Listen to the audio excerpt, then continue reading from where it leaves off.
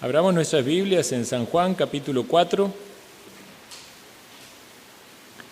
donde quedamos hace ya 20 días, antes de que tuviéramos esta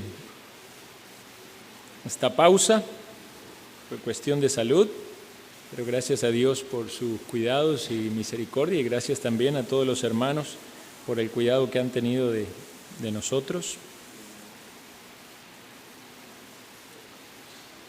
En esa oportunidad meditamos en la historia que relata Juan capítulo 4, Jesús encontrándose con la mujer samaritana en el pozo de agua, y no alcanzamos a ver todo el capítulo, obviamente, o toda la historia, porque era una historia que tenía mucho para decir. Entonces yo quisiera que leamos el texto completo y hagamos un repaso para luego pasar a la parte final. San Juan capítulo 4, leo para ustedes desde el versículo 1. Cuando pues el Señor entendió que los fariseos habían oído decir, Jesús hace y bautiza más discípulos que Juan, aunque Jesús no bautizaba, sino sus discípulos, salió de Judea y fue otra vez a Galilea. Y le era necesario pasar por Samaria. Vino pues a una ciudad de Samaria llamada Sicar, junto a la heredad que Jacob dio a su hijo José. Y estaba allí el pozo de Jacob. Entonces Jesús, cansado del camino, se sentó así junto al pozo. Era como la hora sexta. Vino una mujer de Samaria a sacar agua, y Jesús le dijo, dame de beber, pues sus discípulos habían ido a la ciudad a comprar de comer. La mujer samaritana le dijo, ¿cómo tú, siendo judío, me pides a mí de beber, que soy mujer samaritana? Porque judíos y samaritanos no se tratan entre sí. Respondió Jesús y le dijo, si conocieras el don de Dios, ¿y quién es el que te dice, dame de beber? Tú le pedirías y él te daría agua viva. La mujer le dijo, Señor, no tienes con qué sacarla y el pozo es hondo. ¿De dónde, pues, tienes el agua viva? ¿Acaso eres tú mayor que nuestro padre Jacob, que nos dio este pozo, del cual bebieron él y sus hijos y sus ganados? Respondió Jesús y le dijo, cualquiera que bebiere de esta agua volverá a tener sed. Mas el que bebiere del agua que yo le daré no tendrá sed jamás, sino que el agua que yo le daré será en él una fuente de agua que salte para vida eterna. La mujer le dijo, Señor, dame esa agua para que no tenga yo sed, ni venga aquí a sacarla. Jesús le dijo, ve, llama a tu marido y ven acá. Y respondió la mujer y dijo, no tengo marido. Jesús le dijo, bien has dicho, no tengo marido. Porque 5 maridos has tenido, y el que ahora tienes no es tu marido. Esto has dicho con verdad. Le dijo la mujer, Señor, me parece que tú eres profeta. Nuestros padres adoraron en este monte, y vosotros decís que en Jerusalén es el lugar donde se debe adorar. Jesús le dijo, mujer, créeme, que la hora viene cuando ni en este monte ni en Jerusalén adoraréis al Padre. Vosotros adoráis lo que no sabéis, nosotros adoramos lo que sabemos, porque la salvación viene de los judíos. Mas la hora viene, y ahora es, cuando los verdaderos adoradores adorarán al Padre en espíritu y en verdad, porque también el Padre tales adoradores busca que le adoren. Dios es espíritu, y los que le adoran en espíritu y en verdad es necesario que adoren. Le dijo la mujer, sé que ha de venir el Mesías, llamado el Cristo. Cuando Él venga nos declarará todas las cosas. Jesús le dijo, yo soy el que habla contigo.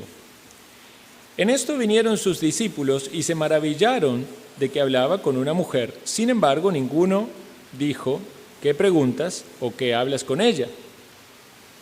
Entonces la mujer dejó su cántaro y fue a la ciudad y dijo a los hombres, venid, ved a un hombre que me ha dicho todo cuanto he hecho. ¿no será este el Cristo?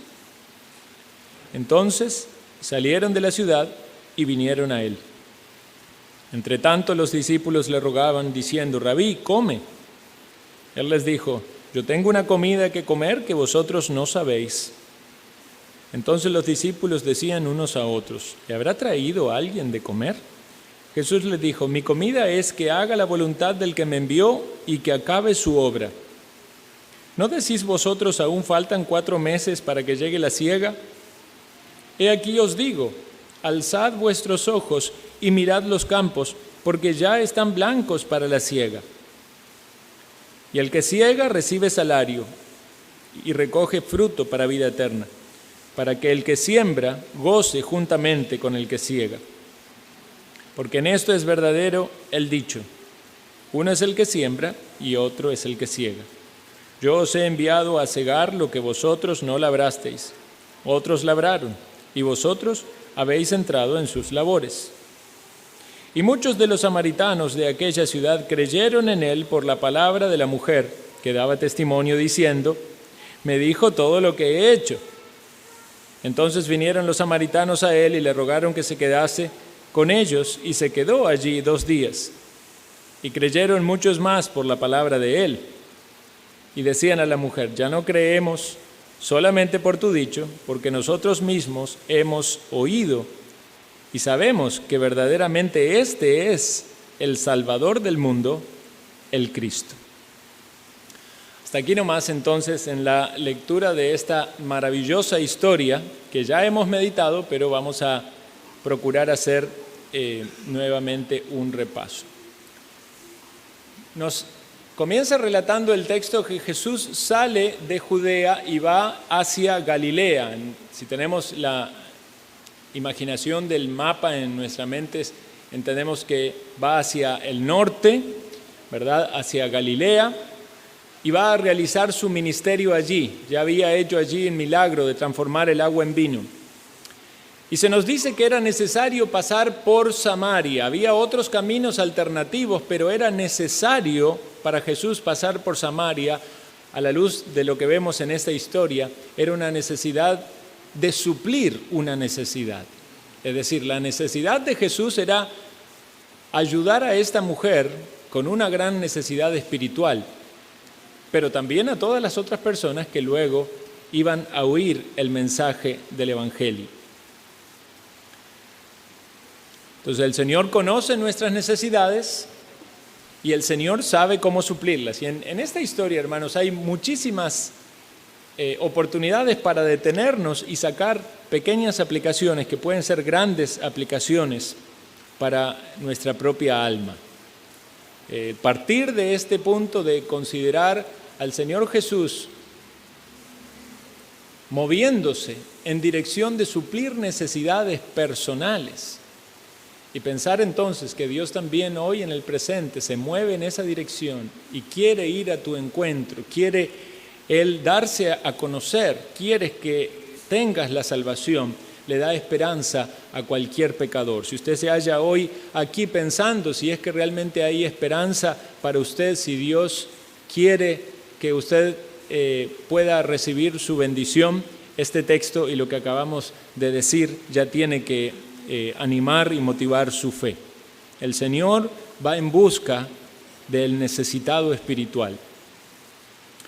Nos dice luego el texto que Jesús estaba cansado del camino y esto nos habla de la humanidad de Cristo. Así como la Biblia nos habla de la deidad de Cristo, también nos habla de su humanidad.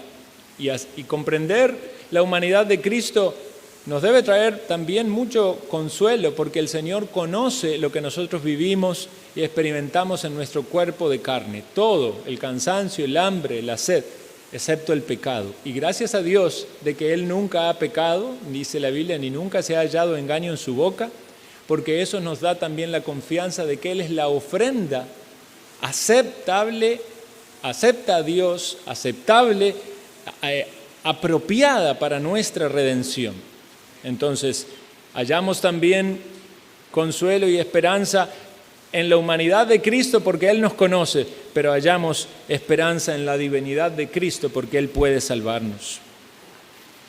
Estaba Jesús sentado junto a un pozo de agua que estaba alejado a cierta distancia de la ciudad. Y viene una mujer a sacar agua.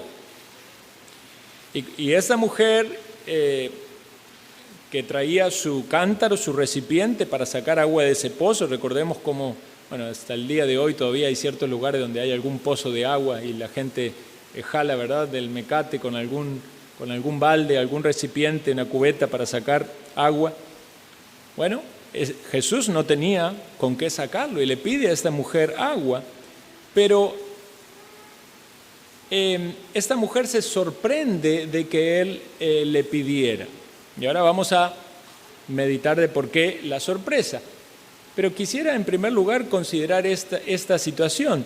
Es Jesús el que inicia la conversación, es Jesús el que da el primer paso.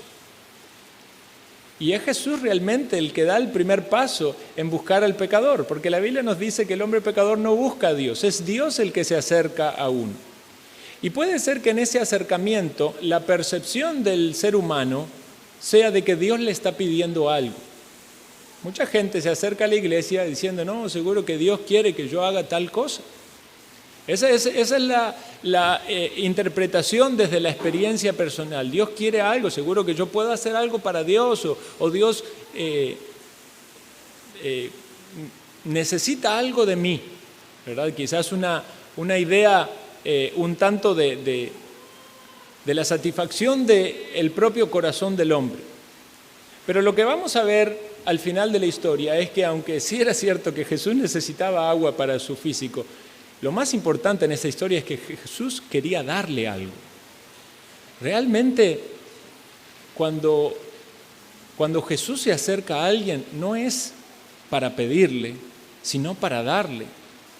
Bueno, Jesús en su humanidad tuvo necesidades físicas, pero Él realmente podía suplir todo lo que su cuerpo necesitaba, ¿verdad? Hasta el mismo Satanás tentando le dijo que podía transformar la piedra en pan.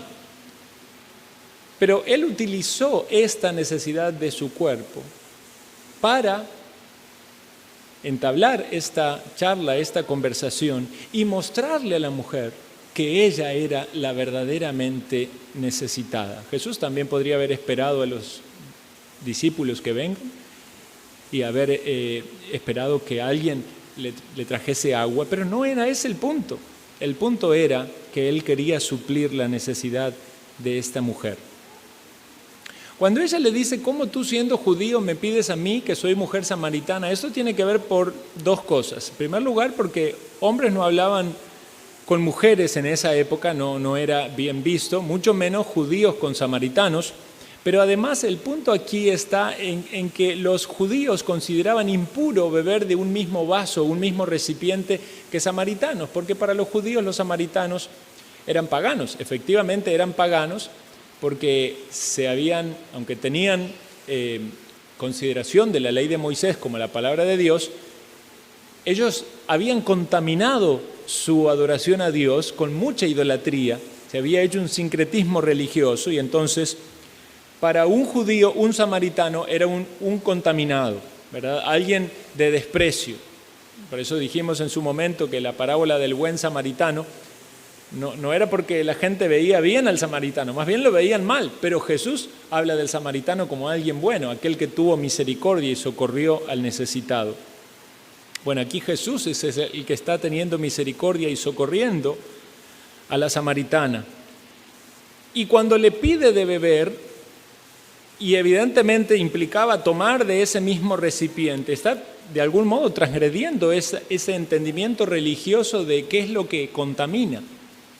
Pero más adelante Jesús lo va a explicar, no es lo que entra lo que contamina, es más bien lo que sale.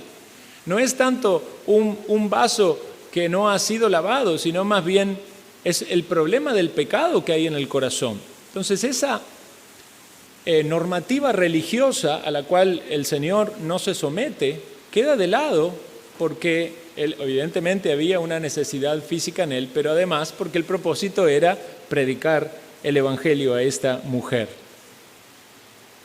Entonces, ¿cómo es que me pides a mí agua y vas a tomar, tú judío, vas a tomar agua de este vaso que está contaminado? Jesús le dice, si supieras quién es el que te pide agua, tú le pedirías a él. Entonces aquí se da vuelta la torta, ¿verdad? Aquí vamos a hablar con claridad quién es la que está necesitada y vamos a hablar con claridad quién es el que puede proveer. Eso es lo que Jesús está diciendo. Entonces esta mujer sigue entendiendo las cosas de manera material, ¿verdad? Para ella agua era H2O. Pero Jesús está hablando de algo espiritual. Esta agua viva, que también podía ser entendido como un agua que fluye, un agua que corre, un agua de una naciente. La mujer le dice, ¿cómo vas a hacer para sacar el agua viva? ¿No tienes, me estás pidiendo a mí, no tienes recipiente? ¿El pozo es hondo? Hay algo que no entiendo y evidentemente no había mucha lógica en esto, pero es la manera en la que Jesús capta la atención de ella y la lleva desde un plano físico, desde un plano material, a un plano espiritual. No estoy hablando de esa agua, es la idea de lo que dice Jesús. Estoy hablando de un agua que salta para vida eterna.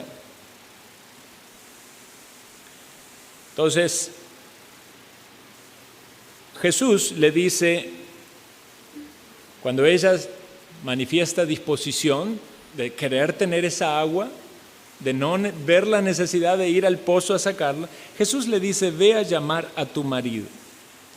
Y aquí vemos entonces cómo Jesús se va metiendo cada vez un poco más en lo profundo del corazón de esta mujer, de sus experiencias, de cómo ella había fallado a la ley de Dios y había vivido una vida de pecado y la necesidad espiritual que ella tenía.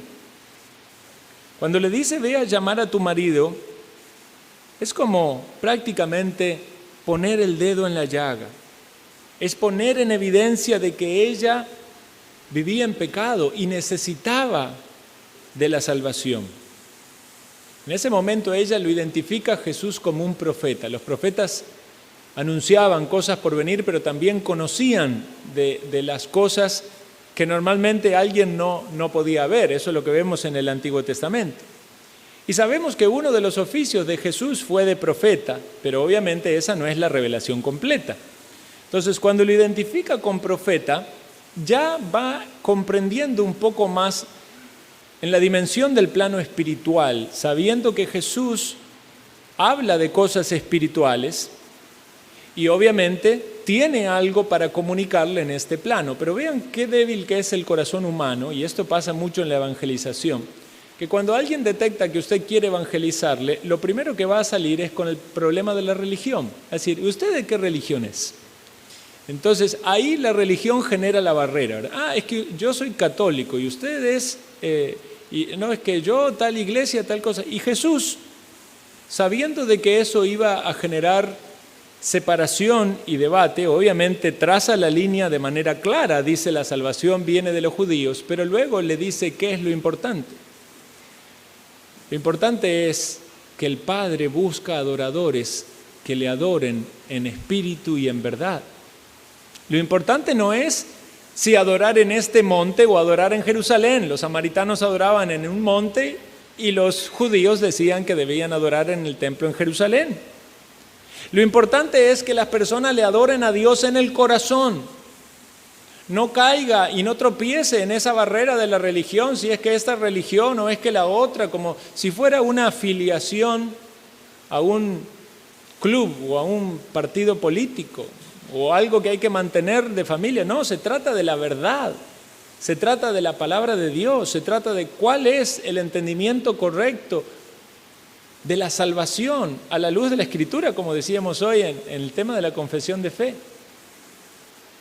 No importa el título, no importa que alguien diga católico, pentecostal, bautista, se importa qué es lo que eso significa. ¿Es eso de acuerdo a lo que la palabra dice? Porque si es de acuerdo a la palabra dice, no tenemos nada que argumentar, tenemos que creerlo.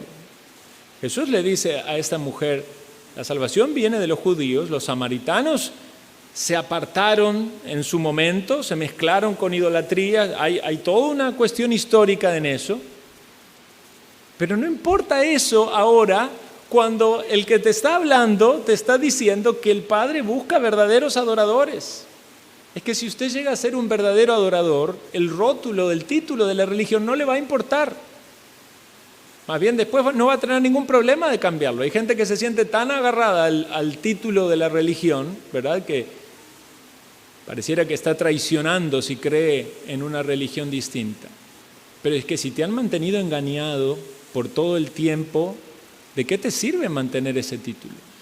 Lo mejor es darte cuenta del error, de las herejías, y rechazar esa falsa presentación de cristianismo y decir, esta es la verdad, porque yo quiero ser un verdadero adorador que adora a Dios de verdad en mi corazón, no de forma externa.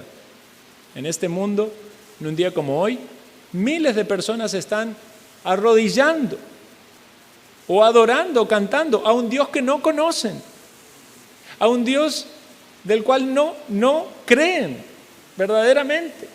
Dicen creer o adoran a un Dios falso. Pero es Dios el que está buscando verdaderos adoradores y eso da esperanza porque pudiese ser que en este lugar hay adoradores que no son adoradores verdaderos y Dios lo está buscando. Y espero yo, habemos aquí muchos que en algún momento no fuimos verdaderos adoradores porque adorábamos al Dios falso. Y el Señor nos dio la luz de la salvación y ahora adoramos al Dios verdadero. Entonces esta mujer hace referencia al Mesías. Vea, va subiendo de escalones en su comprensión y dice, cuando el Mesías venga, sí, usted quiere explicarme, pero bueno, cuando venga el Mesías nos va a explicar todo. Y si hay un martillazo que va a clavar el clavo bien en lo profundo de la madera, es este, ¿verdad? El que habla contigo, yo soy. Yo me imagino cómo se habrán abierto los ojos de esa mujer cuando escuchó esa palabra. Yo soy el que habla contigo. Es el Mesías, el Cristo, el Salvador. Y evidentemente este era un punto clave, es el clímax de la conversación y no es nada extraño que en la providencia del Señor en ese momento viniesen los discípulos. Ni un momento antes, ni un momento después. Y cuando los discípulos vienen y lo ven hablando a Jesús con una mujer, y la mujer en ese estado de shock, quizás queriendo discernir y comprender ese grado de revelación tan grande que había tenido, no puede hacer otra cosa que dejar su cántaro, que entiendo yo en ese momento ya estaba lleno de agua, y salir corriendo para la ciudad. Los discípulos, nos dice aquí el texto, que se maravillaron de que hablaba con una mujer. Recuerden que les dije que los hombres no hablaban con las mujeres en público, especialmente los rabinos. Y si realmente hay una doctrina correcta de lo que es la emancipación de la mujer, es la que viene de la palabra de Dios, no es este feminismo que hoy oímos, ¿verdad?, allí afuera en las calles. Es cierto que la mujer ha sido oprimida o discriminada o restringida, y eso pasó en muchos casos, en muchos entornos religiosos, y era algo que pasaba en el judaísmo. Pero vemos aquí a Jesús hablando con una mujer. No había nada de malo hablar con una mujer. Y lo mejor era que Jesús le estaba compartiendo el Evangelio, la estaba guiando a ella a la salvación. Jesús no se sometió nunca a mandamientos de hombres que iban en contra de los principios espirituales. Por eso a Jesús le sirvieron muchas mujeres. Y por eso Jesús tenía de amigas a muchas mujeres. Él compartía la amistad y él nos habla de que iba a la casa de Lázaro y estaba María y Marta. Y realmente el Señor, y en su palabra, en la palabra de Dios, encontramos el lugar correcto que la mujer debe tener. Y no es por encima del hombre, ¿verdad?, ni pisoteando al hombre, ni tampoco debajo del hombre y sufriendo por el hombre. Es el lugar que Dios le ha dado en la creación de ayuda idónea de un hombre y de siervas del Señor. Entonces, cuando esta mujer estaba allí con su cántaro y escucha esta revelación de Dios de que Jesús es el Mesías, y vienen los discípulos, deja su cántaro allí con agua, quizás posiblemente con esta idea de que iba a volver. Pero tenía que irse rápido, no podía llevar el cántaro, correr con un cántaro de agua, evidentemente va a hacer que toda el agua se riegue. Y también el Señor le había pedido agua, entonces había una razón también para dejarlo allí. Pero era una urgencia de ir a contar a otros este gran descubrimiento. Vean, esto es una bonita historia que nos da la idea de cómo Dios se puede relacionar con alguien en la salvación. Cuando Dios quiere la salvación de alguien, es Él el que va a iniciar esa comunicación contigo. Es Dios el que te va a hablar, y Dios lo hace por la palabra predicada, por la exposición de su palabra que nos alumbra. Dios lo hace por la palabra que alguien lee, pero alguien va a entender que no se trata ni del siervo, de la persona que está hablando, el predicador, sino del mensaje de Dios, y que es Dios que está hablando, que está tocando tu corazón. La persona que está recibiendo de Dios esa comunicación, esa revelación, se va a dar cuenta de que Dios le conoce. Es decir, usted puede estar sentado escuchando la palabra y quizás pensando, pero esta persona está predicando de mí o averiguó algo de mí, y no es así, sino que es Dios el que te conoce, y por eso Dios usa la palabra y apunta a tu corazón porque quiere decirte algo. También va a ser evidente que Dios conoce tus pecados, que Dios conoce tu debilidad, que Dios conoce en qué le has fallado o en qué le estás fallando, y que eso no es aceptable a Él. Pero también va a quedar en claro que Dios te ama. No viene para poner en evidencia todos tus pecados y para traer castigo o condenación, sino que más bien trae esa luz y esa revelación para hacerte ver de que el amor que Él tiene es tan grande que está dispuesto a perdonarte, a salvarte. Es Él acercándose a ti, es Él dándose a conocer, es Él buscando una relación personal contigo, y es Él revelándose como el único que puede saciar tu sed. El camino de salvación a través de Jesucristo. Cuando el Hijo de Dios sacia la sed, vean esta idea de beber del agua viva, es tener la salvación. ¿Cuál es el concepto de beber del agua? Es tener de la salvación. Pero ¿puede un creyente beber del agua viva? Bueno, un creyente bebió del agua viva, y evidentemente siempre que vamos a Cristo hallamos agua viva, hallamos más gozo, más deleite, más satisfacción en Él. Podemos sacar de esa aplicación. Pero específicamente es venir a Cristo, la fuente sin igual hallé, esa fuente que me sacia a mí de lo que nada puede saciarme en este mundo. En este mundo el ser humano busca constantemente saciar la sed de su alma, tristemente, en muchas cosas que son pecaminosas. Pero el pecado nos promete satisfacción, pero no es una satisfacción verdadera, es un deleite temporal que cuando se acaban los efectos de ese deleite viene una gran desazón y una gran tristeza y una gran amargura, porque el pecado nos engaña. Porque engañoso es nuestro corazón y perverso más que todas las cosas, porque el tentador que viene a tentarnos nos viene a mentir, nos viene a engañar, como engañó a Eva, nos quiere engañar a nosotros. Y así hay muchas personas engañadas en este mundo, buscando saciar su sed con cosas que son pecaminosas sin hallar verdadera satisfacción, pero aún después de haber caído 1, 2, 3, 4, 10, 100 veces, la expectativa es volver a la misma fuente para hallar satisfacción, aún sabiendo que no la va a hallar. Algunos llegan hasta tal grado de frustración, es esa búsqueda de satisfacción personal, que deciden quitarse la vida.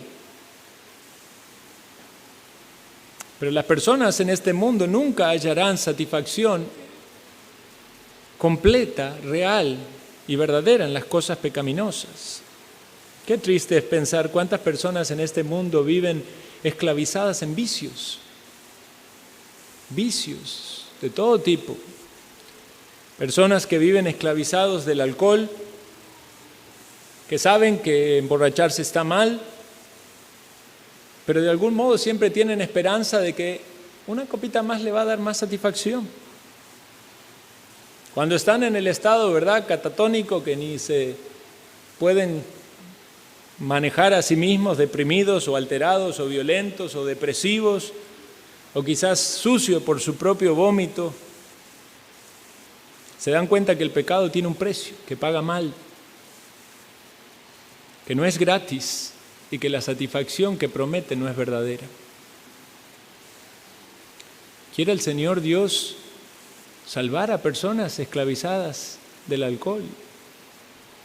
Si el Señor nos ha mostrado en su palabra de que es amplio en perdonar, si esa es su experiencia, usted no piense que Dios no le quiere perdonar, más bien si Dios se le acerca a usted en esta manera espiritual y toca su corazón y le habla y le dice, es porque Él quiere perdonarle, porque Él quiere sacarle de esa esclavitud.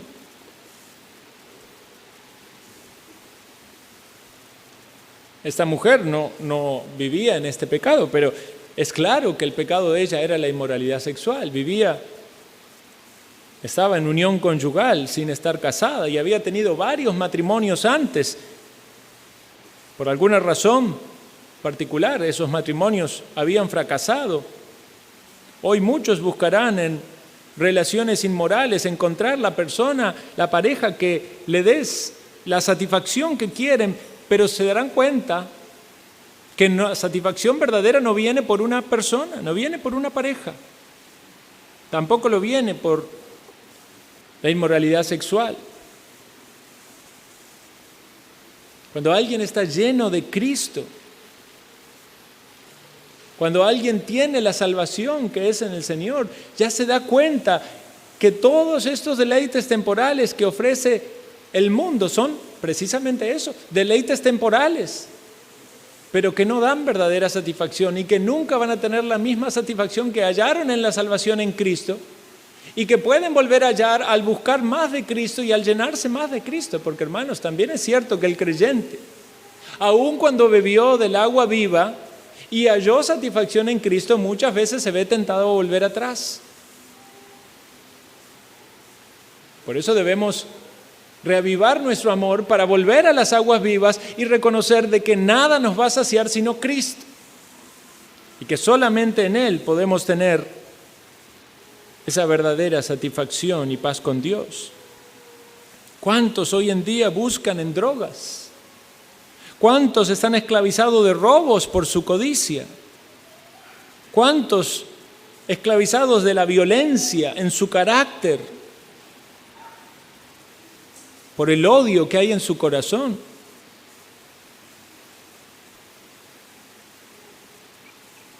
Si uno predica a gente que pensamos que somos todos buenos, ¿verdad? Y ahí tendríamos que hablar, si todos los que estamos aquí somos buenos, hacemos cosas bonitas, ¿verdad? Tenemos que chinearnos con palabras bonitas y seguirnos alentando a seguir siendo buenas personas. Pero esa no es la realidad del ser humano. Cuando abrimos los diarios y vemos, ¿verdad?, de que un hombre la golpea a la mujer, que la mujer lo mata a machetazos, que escuchamos, ¿verdad?, en el barrio que ahí hay droga, que allá hay prostitución, que ahí hay delincuencia. Ese es el ser humano. Y quizás hay algunos que dicen, yo no estoy en ese estrato social, sí, pero ¿qué es lo que hay en su corazón y en su mente? ¿Cuáles son las esclavitudes personales en las cuales usted está? ¿Entiende usted que no ha bebido del agua viva y por eso su sed constantemente lo hace buscar en cosas de este mundo para hallar satisfacción? Pero es Cristo el que se acerca a usted para decirle, soy yo el que puede darte verdadera satisfacción, soy yo el que puede darte perdón de pecados. Crea, estimado oyente, la palabra de Dios. Solamente bebiendo del agua viva usted no volverá a tener sed, esa sed de necesidad de Dios y de estar en paz con Dios. Solo bebiendo del agua viva podrás tener la satisfacción verdadera de la salvación, el perdón de tus pecados. Creer en Jesús, en su obra en la cruz. Esa es la manera de transformarse en un verdadero adorador. Alguien que le adora en espíritu y en verdad. Los verdaderos adoradores no somos personas sin pecado, somos personas con pecados perdonados y que batallamos contra nuestros pecados y volvemos a Cristo y a su cruz y a su sangre derramada para cumplir su voluntad, para ser santificados, para honrarle. Y ese era el deseo de esta mujer, salir corriendo para contarles a otros lo maravilloso que había hallado. Y este es el deseo de muchos aquí, poder contar a otros lo maravilloso que es haber bebido del agua viva, que el Señor nos salvó, el Señor perdonó nuestros pecados. Qué importante es este testimonio de los convertidos. Por eso le animamos a las personas cuando se van a unir a la iglesia que compartan su testimonio, que digan qué es lo que han entendido de Cristo, cómo Cristo se ha relacionado de manera personal con ellos. Que salga de la misma boca del creyente, como esta mujer no tuvo ningún freno ni tapujo en ir y decir, vengan, esta persona me ha dicho todo lo que he hecho. Es el Cristo. Y es claro allí en la forma gramatical, lo dicen los estudiosos, que cuando ella dice, no será este el Cristo, no era duda. Era la manera de decir, esto es lo que yo creo y espero que ustedes también crean. Así también nosotros queremos conocer de la boca de los que profesan ser de Cristo ese testimonio para que otros sean animados a compartir la misma creencia de lo que Cristo puede hacer en el corazón del pecador. Pero llega la segunda parte y final de esta historia, en la cual quiero que tengamos un poco consideración también. Nos dice que los discípulos le dicen a Jesús que coma, versículo 32, dice, yo tengo una comida que comer que vosotros no sabéis. Qué interesante, ¿verdad? Este pasaje relata no solo sobre bebida, beber del agua viva para tener satisfacción, sino también de la comida. Y lo que Jesús le está diciendo aquí era que comer para Jesús era hacer la voluntad del Padre y acabar su obra. Cuán importante era para Jesús hacer la obra de Dios, al punto tal que las necesidades físicas de Jesús quedaban subordinadas a la tarea que debía hacer en lo espiritual. Hermanos, ¿cuántas veces nosotros ponemos nuestras propias necesidades por encima de la voluntad de Dios? Primero es lo que nosotros queremos y luego es lo que Dios quiere que se haga. Pero Jesús aquí nos está diciendo todo lo contrario. Para Él era más importante estar allí preparado para anunciar el Evangelio a todas las personas que iban a venir, que tener su boca llena de comida y su estómago satisfecho por esa comida. Para Él le fue más importante anunciarle a esta mujer acerca del agua viva que beber y saciar su propia sed. Y ese es un grado de dominio propio que realmente tenemos que considerar y aprender del Señor. Vivimos en un mundo, por lo menos aquí, ¿verdad?, en Occidente, donde realmente tenemos todo lo que necesitamos. Hablando de necesidades básicas, muy distinto a lo que pasa en otras partes del mundo. Veíamos con mi familia unos pequeños videos acerca del hambre en el mundo y de los niños en Madagascar. Después de terminar de ver eso, uno dice, oh Señor, cuántas gracias tenemos que darte por todo lo que tenemos. Pero a veces tenemos tanto y estamos tan acostumbrados a saciarnos y a suplirnos de tanto que parece ser que se trata casi que de un culto el suplirse a uno mismo. Y estamos menos dispuestos a hacer esfuerzos por privarnos o limitarnos, porque ya parece ser no solo un derecho, como se habla hoy en día, sino que no voy a comer, ¿verdad? Bueno, estos días nos han llevado tanta comida a la casa que no podíamos salir. Realmente estamos muy agradecidos, ¿verdad? Creo que unos kilitos de más ya gané. Pero pensando en esta situación, yo digo, veo la vida de Jesús y esta actitud, y Él dice, realmente está en segundo plano. ¿No será que a veces ponemos nuestros propios intereses y nuestras propias necesidades y podemos quizás dejar de hablar con alguien el Evangelio porque es la hora de comer? O cuidado con que tengamos que separar un momento para orar a la hora de comer, o a participar en una oración, o ayunar. Bueno, qué importante que era para el Señor esto. Qué importante que era anunciarle a esta mujer, qué importante que era anunciarle a las personas que venían. Los discípulos allí preocupados en si alguien le había traído de comer y que por qué no comía. Y el Señor les empieza a hablar de la siega con S, ¿verdad? El cortar ya el cereal ya maduro. Le dice, alzad los ojos y mirad los campos que ya están blancos para la siega. El cereal está maduro ya para que lo corten. Y le habla de aquellos que sembraron y los que iban a segar.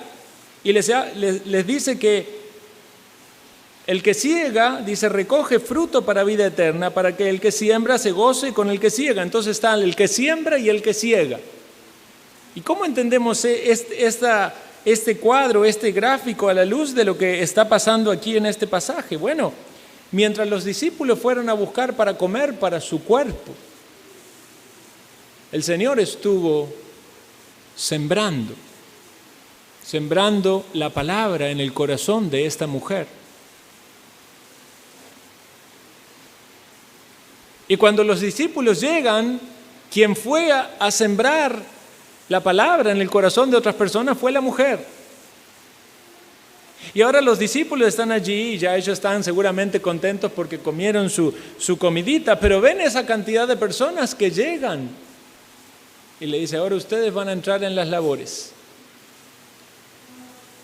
van a cosechar lo que otros sembraron, porque ciertamente es correcto el dicho, uno siembra y otro cosecha. Entonces Jesús sembró, la mujer sembró, y ahora ellos van a participar en esta cosecha espiritual de ver a estas personas, a los samaritanos, venir a la salvación. Y dice el versículo 39, y muchos de los samaritanos de aquella ciudad creyeron en él por la palabra de la mujer, que daba testimonio diciendo, me dijo todo lo que he hecho. En otras palabras, cuando alguien se convierte, es decir, lo que Cristo me ha conocido, ¿verdad? Me ha descrito, y Él es el que me da la salvación. Y llegaron, le rogaron que se quedase, y creyeron muchos más. Los discípulos obviamente fueron testigos de esa gran cosecha o siega espiritual.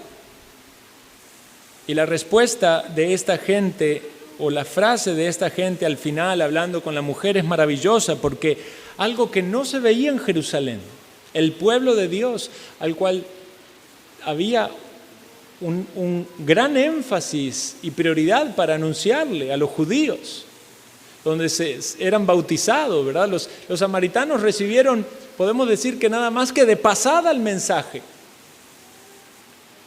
pero ellos recibieron al Señor con mucha disposición y con fe, y dijeron, nosotros mismos hemos oído y sabemos que este es el Salvador del mundo, el Cristo. Nadie había dicho eso entre los judíos hasta ese momento, solo los pocos discípulos que el Señor tenía. Quiere decir que aún aquellos que son los rechazados o los paganos o los contaminados tienen esperanza. ¿Se siente usted como un samaritano?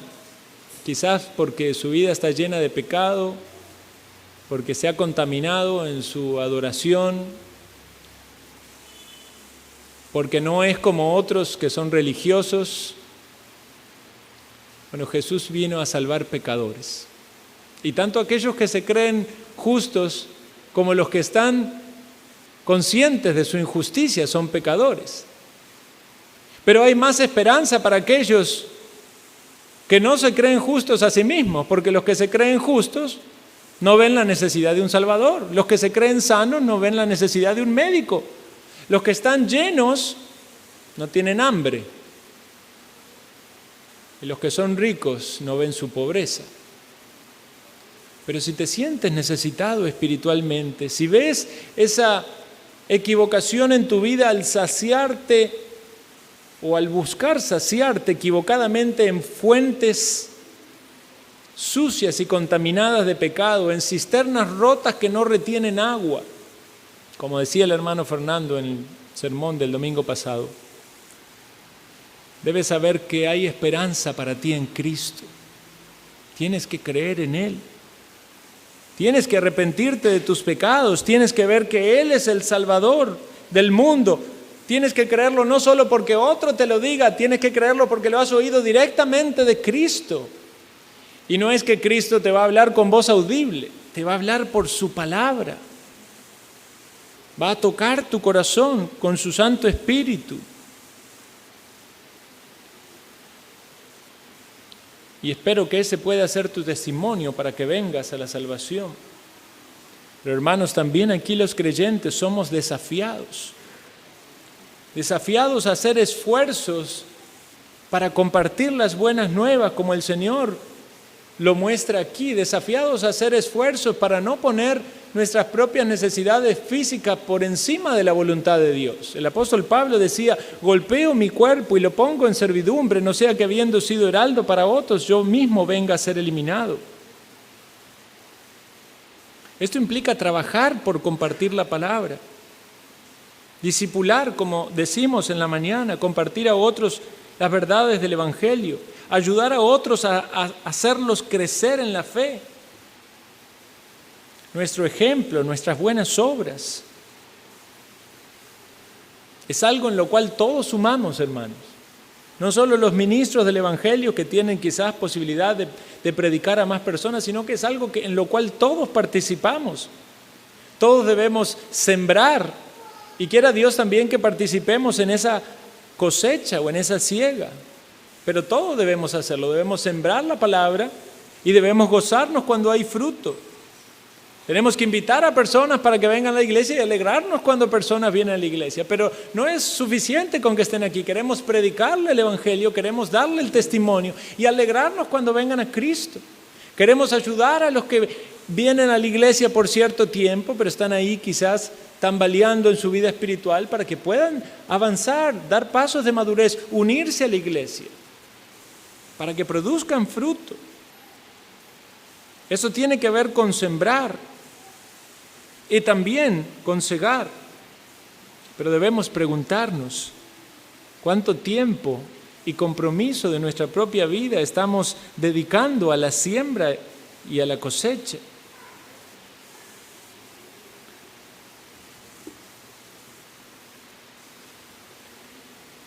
El apóstol Pablo le escribe al joven Timoteo y le dice, el labrador para participar de los frutos debe trabajar primero. Sí, es cierto, queremos ver una iglesia grande, llena de personas, pero ¿estamos comprometidos en la oración por la salvación de nuestros seres queridos, de nuestros familiares, de nuestros amigos? Queremos, sí Señor, yo quiero servirte y vivir una vida santa. ¿Estamos comprometidos a orar y apoyarnos en nuestras luchas, a mortificar el pecado, a batallar juntos en la fe? Le dice Pablo a Timoteo, tú pues, hijo mío, esfuérzate en la gracia que es en Cristo Jesús. Esfuérzate. Y qué bueno es que muchos hermanos aquí hacen grandes esfuerzos por servir al Señor, por ejercitar su bondad con otros y dan con liberalidad o hacen esfuerzos en actividades, en ponerse al servicio de otros, en colaborar en las necesidades del templo, en predicar el Evangelio.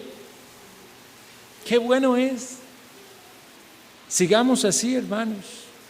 Y quizás haya alguien que esté medio débil, medio paralizado, y necesite levantarse y decir, sí, yo tengo que esforzarme. ¿No será que estoy poniendo demasiado mis propias necesidades por encima de lo que Dios quiere? Mi bienestar, mi comida, mis cosas, mis metas. Cuando nuestro amor por el Señor rebosa nuestro corazón, nuestro fervor está en Dios y en su obra, podremos decir como el Señor Jesucristo, tengo otra comida que comer, que es mucho más importante y que me da mucho más satisfacción. Porque recordemos, hermanos, que mejor es dar que recibir. Queremos levantar las redes llenas de peces, pero estamos dispuestos a pescar. Queremos ver grandes cosechas, pero estamos dispuestos a sembrar y esperar con paciencia. La lluvia temprana y la tardía, dependiendo de Dios en la obra en el corazón de las personas. El testimonio evangélico. Usted con sus seres queridos, con sus vecinos, conocidos, familiares, ¿sigue usted sembrando? ¿Sigue usted regando? ¿Sigue usted trabajando para que en su determinado momento, llorando y clamando al Señor, haya allí fruto de salvación, de conversión, de edificación? Dice la palabra, no nos cansemos de hacer el bien, pues a su tiempo segaremos si no desmayamos. Quiere el Señor bendecir su palabra.